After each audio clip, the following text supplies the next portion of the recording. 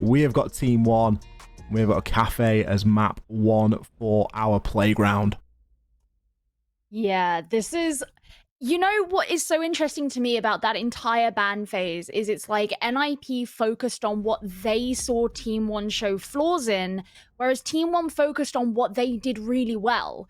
So it's these two different approaches you can go to picking and banning maps. So NIP have said, Team 1, you had a pretty poor showing on Kafe today. We're going to exploit that. And Team 1 are like, yeah, but we were really good at Oregon. We're going to go there. So I'm really interested to see how this is actually going to balance out when it comes to, you know, the outcome of these maps. Naturally, this map should, in theory, benefit NIP more than Team 1, but I don't know. What do you think? Do you think this is going to be a? Do you think it's going to be a close one, or do you think this one's going to be a bit more of a slap?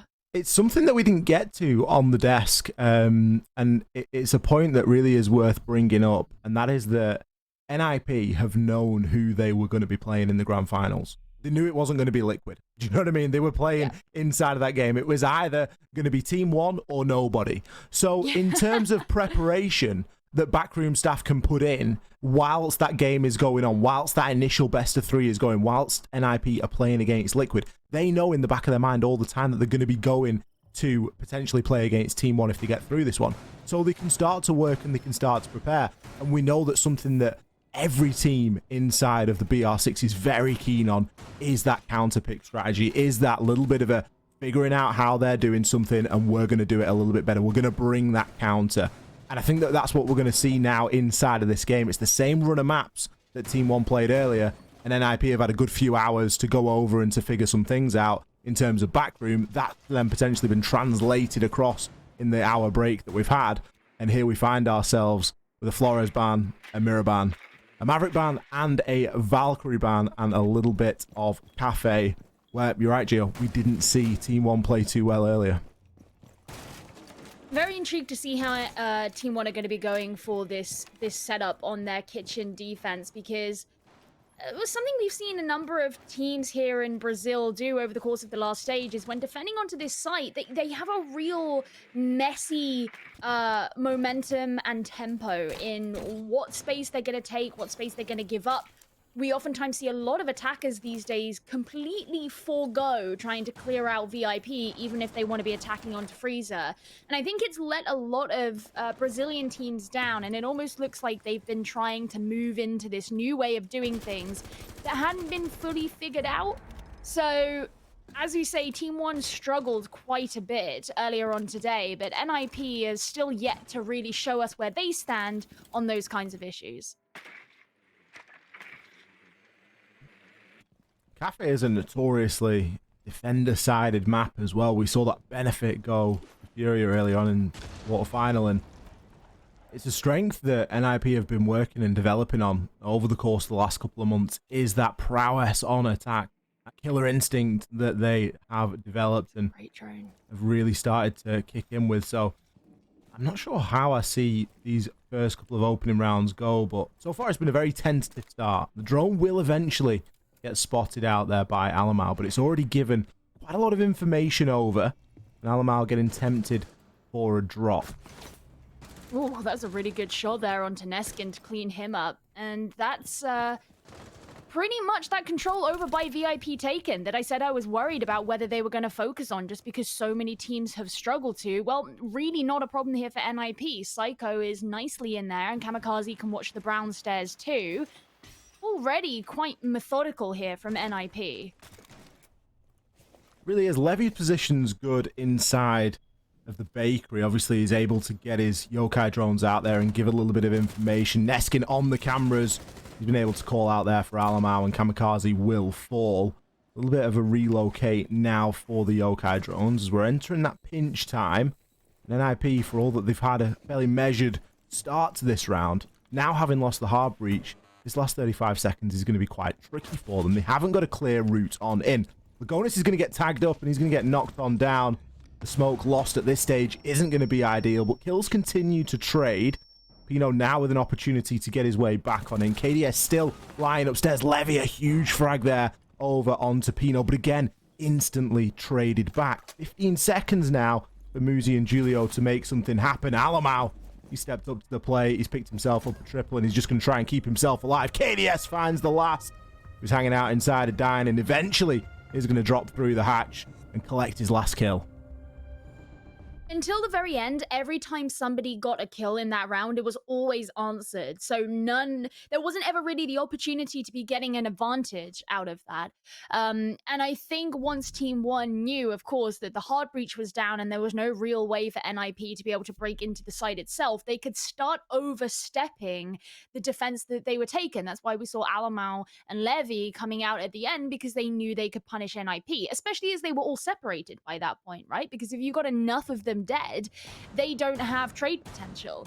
And I think as much as I didn't necessarily approve of Lagonis's peak, I thought it was unnecessary onto the main stairs. Ultimately, it didn't really matter, and NIP couldn't do much to respond because of their lack of potential to break into the site.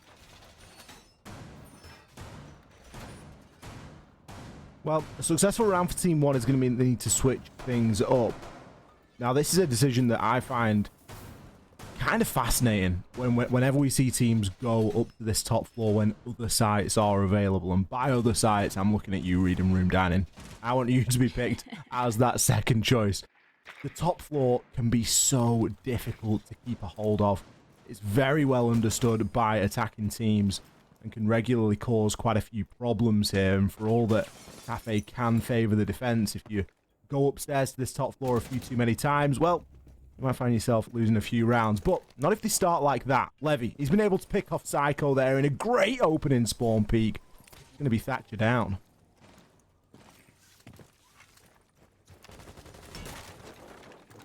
Just trying to think. I was going to say, oh, that could make it harder to take control of the top floor after you were saying that it can be hard to hold on to it. But a lot of teams are very used to playing without a Thatcher. So even though things like those mute jammers will have to be removed, they'll still know how to do it without Thatcher being there. And actually with KDS backing off here to take control of Pixel, he's going to have to worry about the white window behind him, but it basically means that Piano is still an option. That was a really nice kill on the way out. Pino just wasn't ready for it. This aggression that Team 1 are willing to bring here is really catching NIP off guard. And in direct contrast to the first round, we're not seeing anything come through as a trade here. And that's in part due to the fact that NIP are going at this sort of one-at-a-time approach. Now, albeit a spawn kill and somebody out on a repel is not an ideal recipe to be traded off. We're going to have to see a bit of a pinch and push come through now. NIP have been heavily depleted here, and Team 1 have really got a lot going for them here, Gio. Muzi's made his way in. Levy can't quite land the shot. That's unfortunate. That gives Muzi the opportunity to cook a nade, send it in. It was eaten up by the ADS that was there for protection. Kamikaze taking a lot of damage as well. They're over the halfway mark. And while they're nicely in the building, they've still got to figure out their way through. It's going to be much harder as well to open up that backstore wall too, because of the lack of the Thatcher and the electrification. With NIP down to just 2 players, this could actually be quite hard for them to make this push, Ollie. It really isn't going to be easy, and it looks as though it could be 2-0 Team 1 fairly quickly.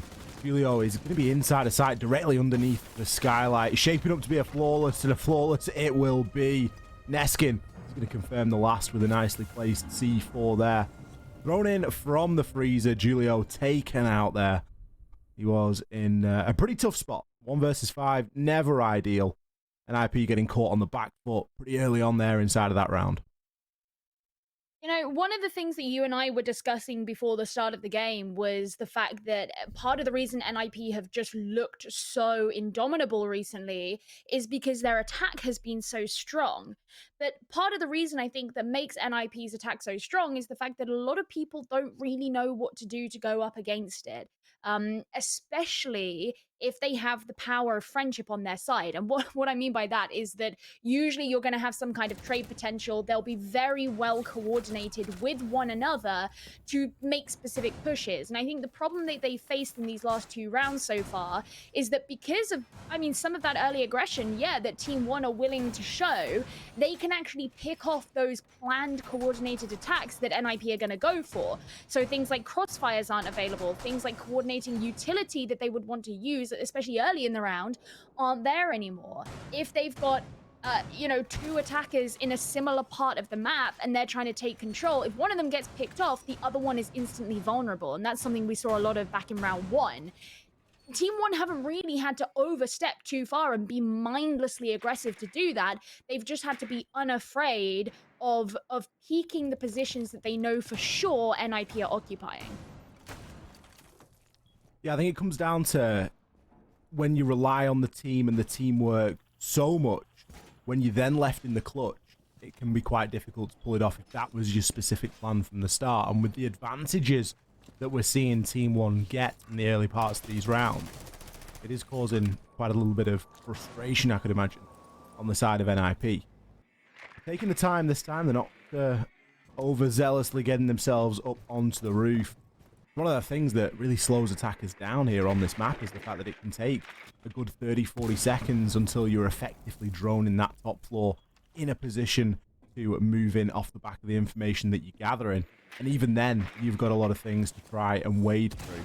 And NIP are dealing very well with that time sink at the moment that just is Kafe on the attack. It can be very unforgiving for these attackers, especially when you've got players like Levy underneath with a C4 ready to roll and windows prepped in anticipation of a little bit of a jump out. But finally, we do get a couple of players in.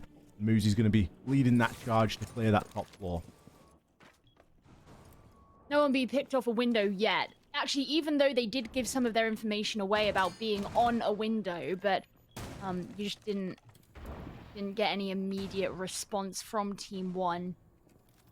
I do like the fact that they are specifically holding these positions on white stairs too, and they've invested into the ADS. It's a really strong place to have, and it's not that it's uncommon or rare, but it's something that so far NIP haven't been able to break. X-Kairo's pellets also being jammed there. They do have Psycho to be able to deal with that, but he's going to deal with Neskin first. There's a Toxic Babe canister as Alamau standing really close, but Psycho was just quicker. I don't think Alamau was anticipating anything there. We've now got KDS who's joined in to try and land some shots. Land them he will, but if he too will be traded, he's at least going to be downed here as Muzi and Kamikaze flood on through and pick up a couple of kills. Lagonis in a very precarious spot here. He's going to be in pillars, thrown for the shotgun, expecting somebody to jump over that balcony, but NIP have got a lot of time to play with here. Nearly 40 seconds on the clock. He's going to go for a swing, but Julio just nicely holding the cross all the way through into dining, and well, he doesn't really know his luck when he sees the drone get shot out at his feet. Quick flick onto the doorway. NIP, they break the seal. They find themselves around here on the attack. And we go back to kitchen and kitchen. Kitchen squared. I mean, I'm actually really interested to see how NIP are going to do this, because I thought that the early part of their approach, or you know, it's not fair to say it like that. Their entire approach in round number 1, I actually really quite liked. It's just the fact that once we got into the mid round, Team 1 started to pick them apart. Now, this is interesting with Alamau switching over to Malusi off of Goyo. You know, are they going to have a bit more off-site play? They had a little bit back on round number 1, but they didn't have a ton. And I don't know if I would anticipate there to be a full-on roam, but one thing that I do remember from round 1 is that NIP didn't have to go for a really thorough clear. They basically just set their sights immediately onto the bottom floor. Yeah, KDS was able to hide out inside a dine, and I think he maybe made that as a bit of a later rotation. It's quite common to play with the freezer hatch open and to do that, especially if somebody like Habana is available and you're not going to be bringing the Cade. It makes a lot of sense to play with that hatch open, because it's something that's going to be got for free at some point anyway. And we can see that freezer is going to be getting set up in a similar way here. I think from the side of NIP, I wouldn't be surprised if they switch things up here and maybe pressure the bakery a little bit more. It's somewhere that Levy has shown himself to really like playing in, and with the way that the spawns are indicated at the moment, it seems though there's a couple of players from NIP over that side, but for the meantime, they're not going to be paying any attention there. Instead, the top floor clear again will be the order of the day, and the pressure instead then lands on the shoulders of Alamau and anybody else that's out up there on the roam. Alaman was playing on Mozzie last time because he threw the C4 out really early. Still holding on to his current one. He's going to get droned out eventually. Now, he did drop pretty early last time as well. And not before being droned either. Oh, that drone just narrowly didn't even see him. So he's going to take the opportunity to drop. His NIP is still up here on the top floor. It's a soft hold to the top floor, but it's giving NIP something to do here. They're really having to get themselves invested here. Drone's going to be working ahead. Muzi very quickly taking this ground and going to start to try and hold onto these white stairs. Now the threat and the pressure is really coming on to that mid floor, as already we can see the floor being opened upstairs inside a piano. That's going to give a bit of a line of sight down in toward Train. Anybody that could be playing in between Train and Dining is at the risk of being pressured, but for the most part, it seems as though a full retreat has been the order of the day from Team 1. You know, can't seem to get through that hole. Alright, Neskin trying to hold an angle from below. Oh, he's actually used this C4. I was going to say he'll have one in hand, but he does not, in fact. So he's literally just got to wait with a weapon. KDS was actually... was it KDS who was playing in VIP last time? I don't think it was, question mark? No, KDS was playing upstairs last time. Yeah, I didn't think it was him. Well, either way, whoever it was who was playing in VIP before got taken down very quickly. All right, I cursed it. Psycho gets KDS down. They don't have the entire west side of the map, however. But that is an area that NIP haven't been able to take as quickly as before. Plenty of information now being scrambled here by Team 1, and it's going to yield some serious results. Alamau and Lagonis, they're going to find a couple of kills between them. Alamau maybe pushing in for another, but no, instead he's going to get taken on down. The Brown Stairs challenge coming in, along with Pino going pretty massive. Lagonis now from inside a coat check. Initially, he's going to miss his shots. He has to draw for the shotgun here. NIP are being pinched. There's Levy and the threat of the Yokai drone on one side and Lagonis on the other. And time above crushing down upon them. Team 1, they're going to clinch that one out by the clock. That's a kind of frustrating one as well, because I feel like that could have gone NIP's way. Especially after Pino got those 2 kills over in VIP Corridor, because that was a really nice play as well from NIP, to be perfectly honest with you, because Alamau was kind of drawn into this situation where he wanted to get the trade and was unaware that there was someone holding Brown Stairs as well as VIP Corridor and got caught out in the middle of it. And because there was no one really to forcibly hold back NIP from entering into the site. I mean, we saw Lagonis was over in coat check. He wasn't doing much, and the Yokai drone didn't get anywhere in time. That could have been NIP's round, you know? That they just didn't do it fast enough. And it's a shame, because that's an NIP that we were seeing sort of 6 months ago. You know, much slower NIP on the attack, and they kind of fell into that a little bit there inside of that round. But it still puts Team 1 in a pretty good position here. They've been able to pick up a good number of rounds, and they've generated quite the lead for themselves. Now they're going to switch things up yet again. And they're going to be taking us back to that top floor site. It did work for them. Now, there is that. But it relied on a couple of early kills going in their favor. Most notably, spawn peek onto Psycho. That was a really big part of the success that we saw previously when we saw this site. For the most part, it doesn't look as though that is being repeated, although Levy is going to give it a go. Oh, just gets a chance. And Julio there with the heads-up play. Julio must have seen a bit of debris or a little bit of glass there, just out of place from the window being open. And confidently swings on to Levy. And that's going to give NIP a little bit of an advantage, bit of a swing of momentum in their favor here.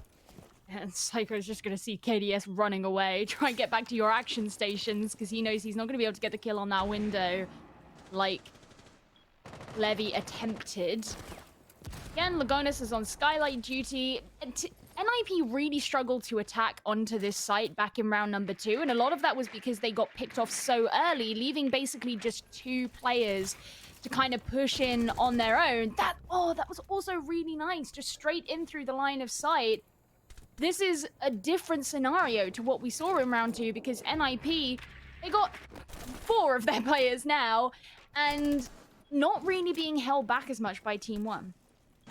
No, certainly not. Team 1 are playing a very backed up defense now in toward this cocktail area. It is going to be something that they have to fight, you know, quite significantly long angles. KDS going to be on these white stairs as well as a nade comes in there from Pino. The second one might land. There are 2 ADSs up there. KDS doesn't look too concerned there about the threat of a nade coming in, but there's also the threat of a Muzi, as he's going to just be on the other side of that white corridor, pretty much outside a bathroom. KDS could go here for a little bit of a hop down. Maybe could get himself out and back through the reading room door. Still, it's a long rotation that he really doesn't want to have to make, but also try and play vertically, but essentially is going to be pinched on the white stairs for the time being as the upside down repel comes in from Pino, and that's going to be a really big in here for NIP. Bit of a swing there going out from Lagonis, but unable to land any significant damage. Alamau, he's going to fight back, finds one onto KDS, but the trade comes through instantly. 1 versus 3 now for Alamau, and 30 seconds for him to try and hold on. Going to hit the reload. He's got a bit of intel, and he might be able to land a couple of shots here, but no, instead, going to dip himself through. Getting closed in on now from every which way. Julio found the first, he'll find the last. NIP there, going to pick up another round. It's almost like NIP have realized that Team 1 are very happy to play at the windows, and so they are just making sure they're very prepared at the windows. That's kind of what it felt like, and maybe that's a little bit reductive because I don't feel as if that's something that they would only just realize, but maybe the extent to which, because in that round, I mean, Team 1 were really going for a lot of similar things that they were when they played on that site previously, and NIP just seemed way more switched on to deal with them before they became a problem for them. And especially once you're out-manning them, if you can control a lot of those windows and if you have a lot of that space through places like Piano or White Corridor or Cigar, or if you're pushing up in Bar, whatever it might be, over on, you know, beneath New Hatch, then you can corner those players, just like we saw Alamau at the very end. So Team 1 have decided that they're going to be returning back there. This is the first time that they've done this. Return to a site that they failed to win before. I'm interested about this one, just to see what it is so fundamentally they're looking to change. Well, we've seen it go 2 ways. We've seen Team 1 get the early pick, they win the round. NIP get the early pick, they win the round. So it's seemingly all on this opening pick. And the question is really sort of posed to Team 1 in that, are you going to go for it? Because if you don't go for it, you're not vulnerable to it. You can't be taken out through the brick and mortar that is Kafe. You can only really be taken out if you're getting aggressive at the window. And at that point, you're arguably asking for it. So in the early part of the round, at least, it seems as though Team 1 have gone, well, you know what? We don't want to roll the dice on that opening engagement being a bit of a spawn peak, a bit of out of the building action. We just want to try and take something a little bit more guaranteed. And they've taken a bit more of a backseat approach toward this round. We've got KDS. He's going to be heavily entrenched there inside of the washroom and Pixel. He's got a lot of different angles that he can try and work with. But of course, there is always the threat and the pressure of that white window. It's somewhere we've seen Pino more than happy to play with the nades. And already the drone's going to come in and push KDS off that position.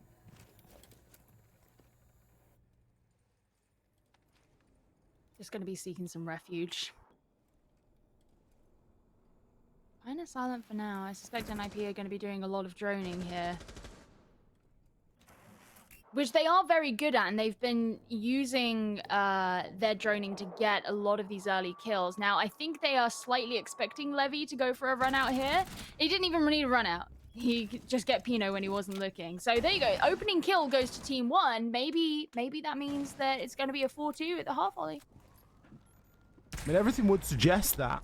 And an opening kill coming in the last half of the round is, especially going into the defender favor. That's the attackers that have gotten a little bit sloppy there. It's been forgotten about at that point, and Levy was pretty keen and pretty knowing in what he was doing there. I think that bottom white window was either prepped or had been shot out by the attackers just to give a bit of line of sight. But really gives NIP a lot of work to do here. They've lost a couple of nades, which were going to be very important. Julio, however, going to go for the hot drop, gets himself right on in and immediately taken down by Alamau. Now those smokes can start to move through. Kamikaze removes the mute jammer. It's going to free him up to get onto his drone, but there isn't a great deal of time for him to do so. There's angles that have to be held here. With only 3 versus 5, it isn't going to be too easy. Alamau gets himself down, so that's going to be a little win for NIP. At least they don't have any more smoke canisters to deal with. To be honest, Alamau got most of them out there when it really mattered. This push is coming through very flat now in through the freezer, but it's going to be led by Kamikaze and Psycho. Muzi picking up a frag as well. How has this gone so wrong here for Team 1? Psycho picks up the last one. NIP, what an execute there onto that top floor. I'll be honest, I think one of the really big things that gave NIP that win is the fact that there wasn't the really heavy denial on the backstore wall like there had been before. Now, we didn't get to see, so it was either that or it was that because Psycho was alive, he could use the EMPs. We don't know which one it is, but it's one or the other. The point is they got the backstore wall open, which is something that they hadn't been able to actually do previously. And not only did they get it open, but they got it open in a way that they could move through it, which gave them access to that center part of the map, which I think everybody at this point basically knows is such a pivotal part of this map that regardless of which side you're on, if you have control over it, you're probably going to have control over the site. You're going to have control over the way that the round goes because it's so required to be able to move and make that commute through the building. I think something else looking toward that last round, and obviously there's the switch to the sides now. It looks as though we're going to hit a very quick rehost. An equal 3-3 at the split as well, so a nice even share of the spoils there for both sides. I think we got a good reaction there in the replay that we saw just in between those 2 rounds from NIP and just exactly what that meant to them. And you got the impression that they'd solved a lot of problems inside of that round. I know you mentioned there, Gio, about getting that backdoor wall open. That was something that NIP were able to do successfully. It was Kamikaze that got himself into the washroom and actually found a position to shoot that out, that mute jammer, because it really was causing quite a couple of problems. But as soon as that happened and then a push could come through freezer, Team 1 were a little bit too focused, I think, in playing into things like the yokai drone and that denial. And when you're playing someone like Alamau on the smoke a little bit more aggressively and that gets taken out as an early pick in the grand scheme of things inside of the execute, it really is going to come back to hurt. Another point is we saw KDS playing inside a pixel and washroom, and it's his job to really command that area. And we saw him drop off so early, just off the back of a drone. That was the pressure. That was enough for KDS to drop back onto the white stairs, and he was the last player to die because he hung out on the white stairs for the majority of the round, watching for a push in from that side and unable to have significant impact. So I think from the side of NIP, they've done a really good job there in coming away with a 3-3 split. There's questions to be asked of Team 1 as to why they went up to that top floor as many rounds as they did, because we found out there, Gio, it wasn't just all down to that opening pick. Yeah, and this is where it kind of becomes questioning because Team 1 have looked stronger on their defense than their attack in general over the course of the event. And now they're going to be heading in onto their attacking half, which, as we spoke about before, on top of this being a Team 1 thing, that as I just mentioned, it's also a Kafe Dostoevsky, oh my goodness, Kafe Dostoevsky thing, where you would expect the defenders to probably have an easy time. So ending the half on 3-3, I'm going to go out on a limb and say that's not what Team 1 wanted. That is probably a bit of a letdown for them, and they would have at least been looking for a 4-2. And I think will probably make it harder for them to have a really impactful attacking half. Now, I hope for their sake that it is not as cut and dry as I just made it out to sound. However, just judging by the recent performance over the course of the playoffs and whatnot, that's where I kind of start to wonder. Yeah, it's a strange one, isn't it? Because we haven't seen the best from Team 1 on their attacks. And that's not to say that they're not an attacking side. They're an attacking side that's very capable. You know, you think about the roles that people are occupying. You've got Lagonis hard breach, KDS entry, Alamar a little bit of flex, Neskin sort of second entry along with KDS. They have those solid roles that you expect, and we know that everyone's very capable, but we just haven't seen the best from them inside of their attack. And this is maybe where they're going to get a little bit more pressured because, as we've spoke about it earlier, Kafe is not an easy map to attack onto.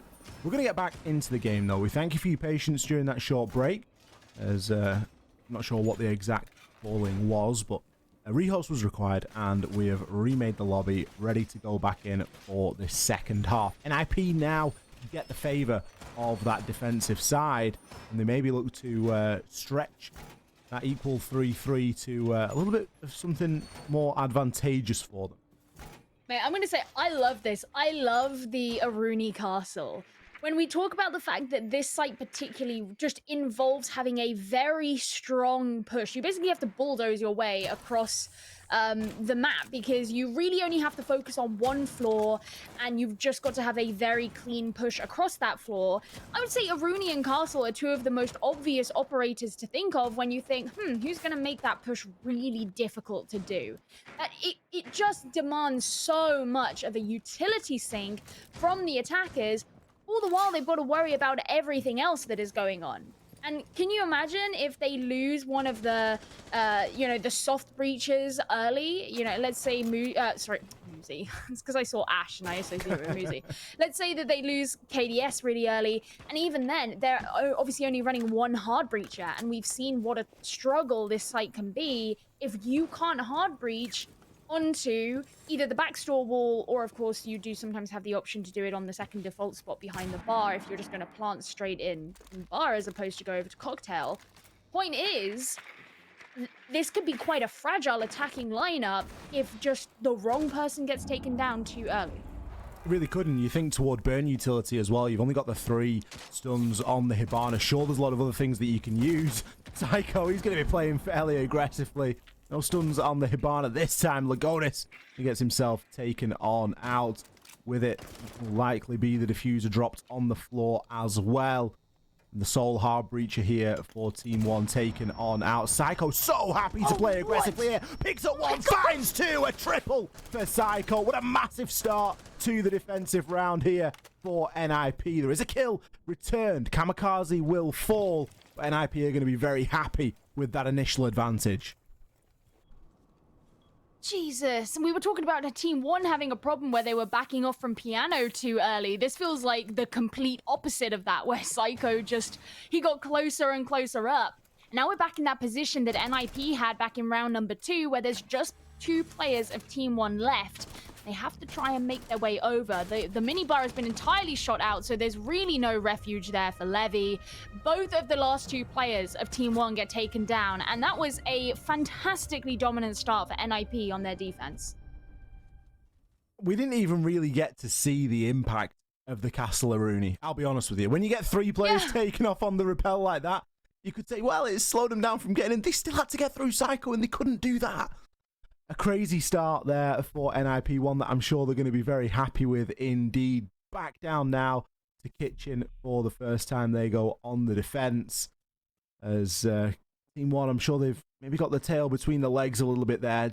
You very rarely see a display of skill like that. You very rarely see kills coming through from that stage inside of Piano, especially when you've got a player on either window. I mean, that's the crime there that has been committed. There's a player on either window. There is a crossfire already there. And Psycho still ducks and dodges, bobs and weaves, and finds himself 3. All right, well, this defensive lineup is already just very interesting. Julio playing Clash is a lot of fun, and oftentimes you'll see a Clash be really utilized to hold Bakery. Now, when you look at the fact they have a Kaid, I suspect that naturally he's probably going to be used to hold Freezer. So both ends of this site are going to be pretty brutal to fight through, I think, for Team 1. And then you've also just got to consider the Jaeger Rook. Projectiles are going to be really difficult to actually land and get a ton of value out of because of those 2. And obviously, naturally, you've got the anchor and the denial of the smoke. So, I mean, this could be pretty hard. Although just thinking that, where is Julio? Because it's Psycho who's alone here in Bakery. Oh, you okay? There we go. He's going where I thought he'd go. Honestly, I wouldn't be surprised at this point if Psycho just fancies an ACOG. And he's just going, you know what? I've just popped off in that last round. I just fancy a little bit of zoom on my scope. And I'm just going to try and take a couple of these gunfights and be a little bit more chunky there with a couple of armor plates and stuff. But the push initially isn't going to be centered around that bakery. Instead, Team 1 are going for the top-down clear. It really is the only option here when attacking onto kitchen. Got to try and attempt getting everything clear from the top down, especially when there's the threat of any sort of roam game. But that's quickly going to be found out, and NIP are just happy to waste that time in the early part of the round and then lean into their advantages. And we all know what Julio is capable of on any shield operator. I mean, yeah, I personally think that approach from Team 1 would probably be better, because I reckon it would be... I feel like saying an easier time is quite a big thing to say, but you, in my opinion, you kind of gotta forget that Julio exists. Yeah. I think is probably the best way to go about it. And you can tell this is what Team 1 are going for. They want to open up a lot of the floor. They're working over towards the hatch, clear out some of the utility from below to make it easier for them to move in. Of course, they got to figure out how to get rid of that electro core. They could get Levy to do it, but I'm pretty sure... yeah, only one has been placed by Pino, so he has the opportunity to trick. Julio can just go out on a little bit of reconnaissance now as well and see what exactly has been opened up. Neskin's still going to be holding into Bakery. KDS joins as well. There's drones working ahead. Julio now moves through, try and assist. With Psycho still playing behind Bakery counter, he does run the risk of getting naded on out, but there's likely going to be an ADS. It depends if that's been burnt yet or not. C4 going to fling on through. Doesn't deal any damage over onto Neskin. Psycho can retake his position now with a little bit more surety that he isn't going to get swung. But I say that Neskin comes in with a great headshot over onto Psycho. Now the pressure really is on Pino to start hitting his shots. He's going to be whiffing just a couple of them. Julio tries to come in and be the difference maker, but is unable to land. 5 seconds left. KDS is pushing on through. Pistol in hand. Kamikaze now. There's no time on the clock. He has to run away. He's forced out of the site, and he does the right thing. NIP, they take that one on time. I almost think that's kind of jammy of Kamikaze at the end to just be like, right, if I just run out of their line of sight, we're going to win. I could just run away. I mean, Team 1, I guess... The really difficult thing about the way that NIP were playing that defense was the fact that regardless of which direction Team 1 wanted to go for, if they did it, quote-unquote, properly, it was going to take a horrendous amount of time. It was going to take so much time. So they really had to go in for that kind of brute force method. And I totally commend the effort because it wasn't terrible. I mean, look at all these back and forths. You've got KDS with the pistol. It really wasn't that bad. But the problem is when you do try to go for the brute force, even if you can get through those first couple of people, you're probably going to lack information about what comes after that. Which makes it very hard to keep walking into essentially a dark room. So it's an attempt, and Team 1 certainly didn't do a terrible job of it, but I think that was kind of the entire point of the lineup that NIP brought, is you either force them into taking ages on an attack, or you force them into doing something risky. Well, NIP are yet to lose a defensive round here, and as such, they've taken us into reading room and dining here for round number 9. Chance for them to get themselves onto a match point. Now, with how close the previous round was, Team 1 shouldn't be feeling too disheartened at this point, but they are approaching those must-win rounds where you really don't want to give NIP that opportunity to close this one out as a 7-3. That would be a little bit of a travesty, especially given how capable Team 1 are. Going to be going for the top-down approach yet again. It really is the order of the day on Kafe. It's one of the best approaches that you can make, especially when you're going to be looking at reading room. You need to get control of that cocktail area. You need to get control of that top floor. You can already see that NIP are occupying that space. They've got Psycho playing a little bit aggressively, and he will be taken out there by Alamau, who was dancing around the drones in Vigil's cloak, but eventually will be taken on out. I mean, Alamau, when they were on the defense, was playing a lot around Skylight, so I'm not too surprised to see him doing the same thing on attack. And I was in the same boat as you. NIP, knowing full well that the top floor was going to have to be taken control of, they decided to put people specifically up there. So a bit of an oversight there from Psycho, I think, who didn't necessarily consider that angle in the moment. It happens, it could be worse, and NIP haven't completely relinquished the top floor at all. No, Pino's still going to be playing up there, isn't he? He's got a in fact, he's going to take out Neskin. Yeah, I was going to say, he has access to the long angle and the Alder, and of course he's going to have the information from his own utility. Kamikaze getting aggressive. One onto KDS. Alamount to fall as well. Only 2 of these players from Team 1 left, and they're still on the top floor. Pino's going to make his way back inside after his little jaunt out. As you say, 2 versus 4. Regardless of the time left, it's a tough situation to be in here. And you can see that Team 1 are pretty starved for info. Levy going to be checking every corner there as he moves through. They've got a drone at each, Lagonis and Levy, so they've got something that they can try and base themselves off. There are breaching charges in Levy's back pocket as well, but Lagonis is instead going to go from drop and get himself into dining there. It's maybe a bit of a risky one. The vertical angles now that can be held. Oh, Levy, you are so desperately close. He doesn't even know. He's got no idea. He's going to have to jump in the drone and see if there's anything that he can find. Lagonis is trying to pressure on the same plane. There's live ping information coming in for Lagonis. He doesn't need much to take down Julio. Still the clock continuing to tick. Levy trying to make something happen on this vertical. The very big attempt here that Lagonis is going for. He takes the swing onto Muzi and is going to deal a chip of damage. Instead gets himself embroiled in a pretty horrible gunfight. Levy, they're tempted for the drop. I think he got the glimpse as well as the shots are starting to come on through. Lagonis, how have you won that gunfight? Kamikaze and Pino, they're going to find the final 2. It was a great attempt from Team 1. It was a fantastic attempt from Lagonis to get his way on through, but there was just so much for him to do there. NIP, they put themselves onto a map point.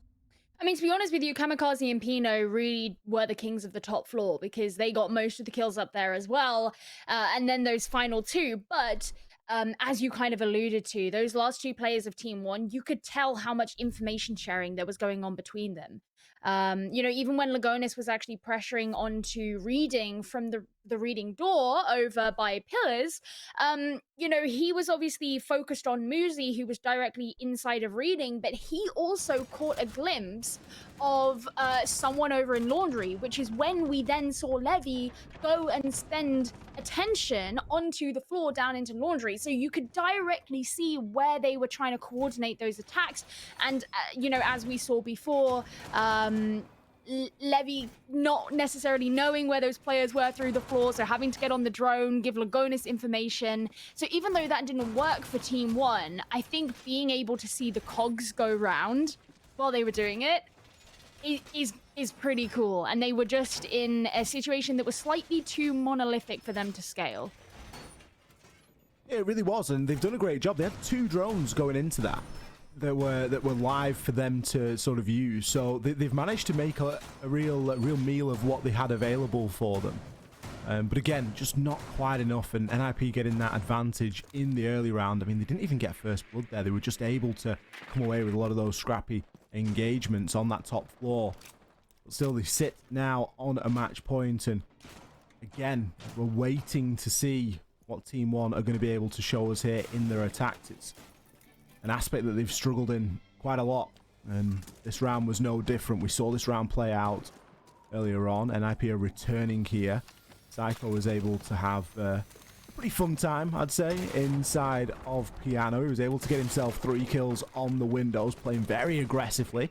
And we're seeing a similar setup here. And now we've got this castle, and we've got this Aruni setup, the bulletproof cameras that are going to provide plenty of information for them to be going off. But a nice early nade. Pino is going to get himself caught on out. I don't think he's going to be finished off, but he is in a bit of a tricky place to try and revive. That's quite difficult, but I mean, Psycho landing a kill onto Lagonis is sort of gets revenge before it's even needed, and the nade to go in.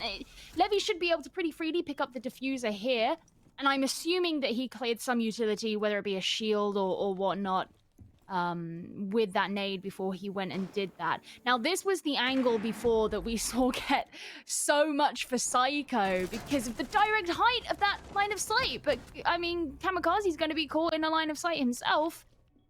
Some of these kills that are coming through are a little bit weird, honestly. Kamikaze there just seemingly inside of shop, allowing Team 1 to walk up on him. Muzi getting a little bit of a one-tap over onto Neskin as well. Still, an advantage for NIP for the time being. Pino flies himself out the window again. Julio backing him up. Levy, the last man standing. It's going to be a 2 versus 1, essentially, for the time being. 1v1, but Julio wins those. Picks up the kill from inside of back storage. That's going to be NIP taking map number 1 here inside of our grand finals. Not a single plant made in that entire map. This was definitely a war of the guns, and we had a lot of great gunfights in this map. I'll be honest, but NIP did look incredibly impressive with a lot of what they brought out, and to me, especially, that was true on the defense. Just when you consider how well thought out a lot of their defensive